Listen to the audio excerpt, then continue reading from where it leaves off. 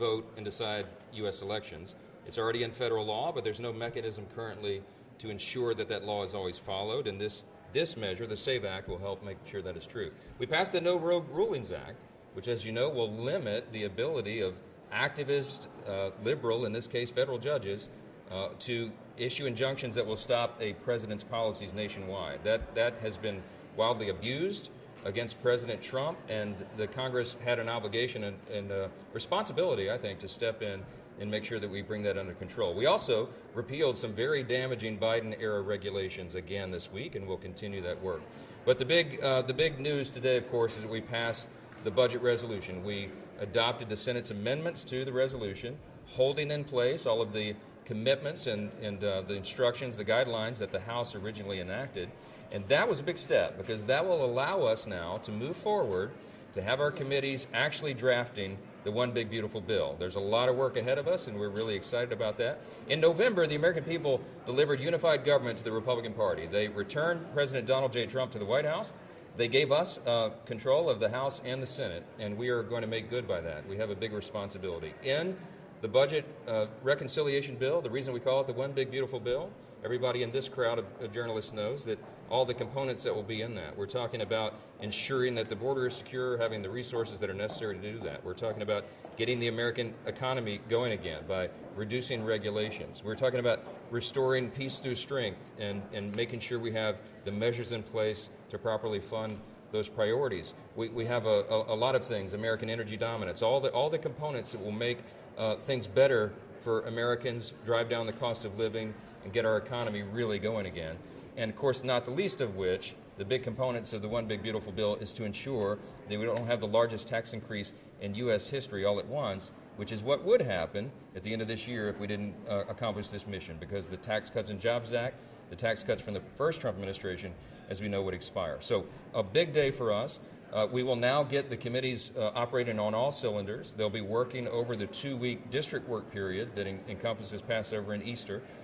They'll take a couple of days off for those holy celebrations, and then keep their sleeves rolled up and get right back to work. The committees in the Senate and the House will be working in a collaborative fashion. We've explained this, that this really is a one-team approach by Republicans in both chambers. I'm so grateful to Leader Thune and his steady hand of leadership. We had a joint press conference this morning making our commitments known of what we're going to try to do.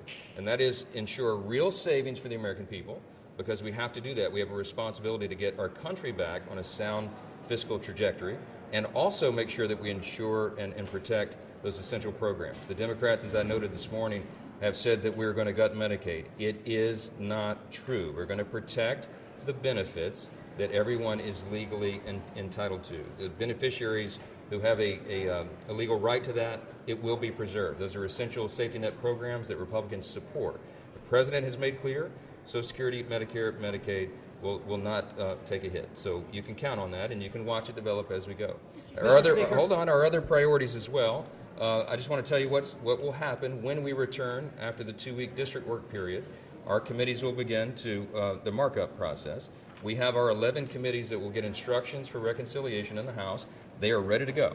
We've been working on this for many months, almost a year now, really, when we first started the effort.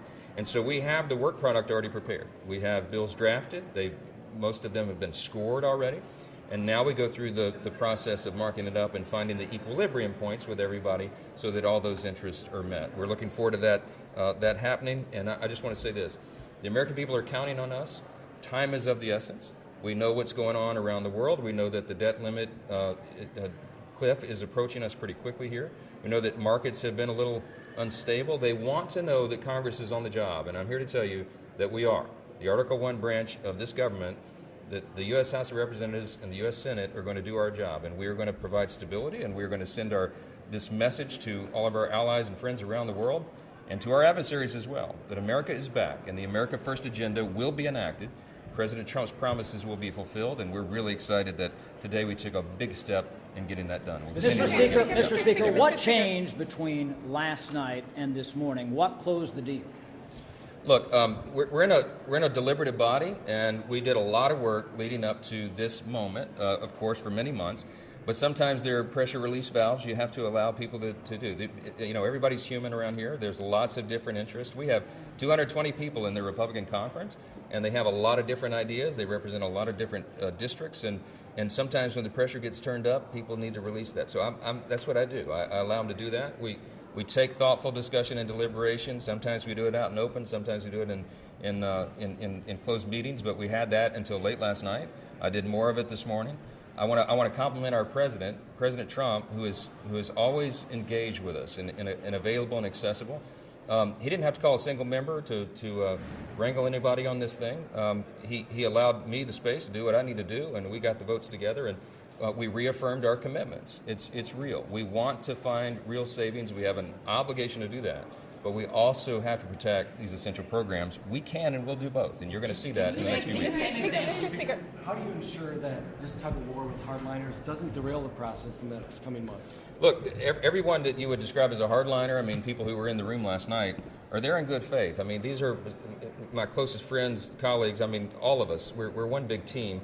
And their intention is good. They're in good faith. They want to make sure, because they believe we have a responsibility, as I do, to make sure that the national debt and our deficits that we've been running around here for too long are turned back on a different trajectory. And I use the analogy all the time. We have it's effectively like a giant aircraft carrier, and you don't turn an aircraft carrier on a dime. It takes miles of open ocean. But we have a responsibility, and we have a once-in-a-lifetime opportunity with this reconciliation measure before us to make a real turn in that aircraft carrier. And we're very serious about it. And so the colleagues that were in the conversations up to past midnight last night just wanted assurances that we're really, really going to do that, and we are. But we're going to do it in a way that doesn't unduly affect or harm any beneficiary of a public program that's available to them. So you'll see that. Can you give some areas of spending cuts you're looking at? Because you said you've been working on this for a while, so you must know where you're going to cut. Yeah, we have big menus of options and items in 11 different committees of jurisdiction, and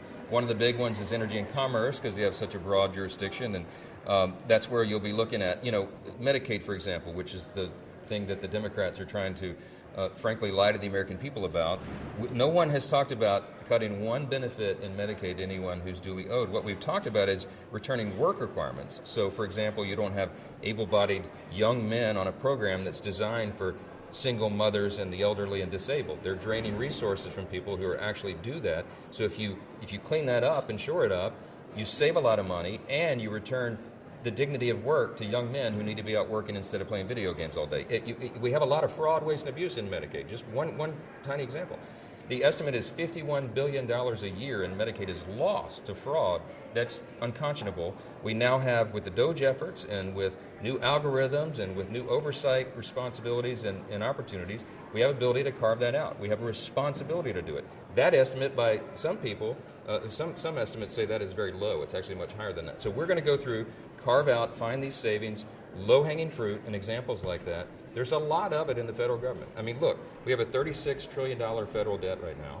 We're running deficits every year. It's not the way to run our country. We need to return to fiscal sanity, and that's what the Republican Party represents. And you know what? That's good for every American. But sir, the instructions are $800 billion for these committees. Mm-hmm. Are you saying there is $800 billion in fraud, waste, and abuse? I'm saying that programs. the categories of fraud, waste, and abuse, in addition to the other areas that we've been looking at for almost a year now, that we can find well more than $800 billion in savings, and we will. And that's what we committed to. Very quickly, sir, on the markets, because the markets are down 1,300 points, and you talked about, sending them a strong signal that Congress is doing its work. I mean, obviously, we saw the president put the pause on his tariffs. Yep. Does he need to just end them, scrap them at this point, no, I'm going to give the markets more certainty? I'm delighted to let the president make the decisions on that. I mean, he and I spoke yesterday about the spike in the stock market after the pause, and I think he recognized the moment was right to do it, and that seems to be a great decision. So we're going to let him do that. I'm going to do my job over here, but I do hope and believe that the vote today is a very strong signal to the markets, to investors, job creators, entrepreneurs, the people that make the economy run, that the Congress is going to get us on sound footing. And you can count on that, and you can bet on it, and you ought to, I think today would be a great day to buy stocks. Can you still pass this bill by Memorial Day, sir? Was the vote today the easiest through this whole process?